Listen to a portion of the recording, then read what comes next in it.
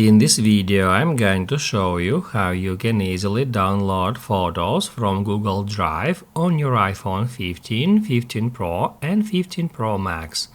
Be sure to watch the video to the very end so you don't make any mistakes.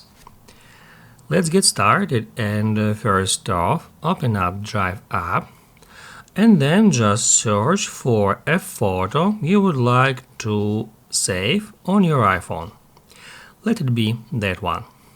To save a photo, all we have to do is just tap at three dots next to photo's name, then tap at Open In. After a couple of seconds, it will show you that options where you need to tap at Save to Files.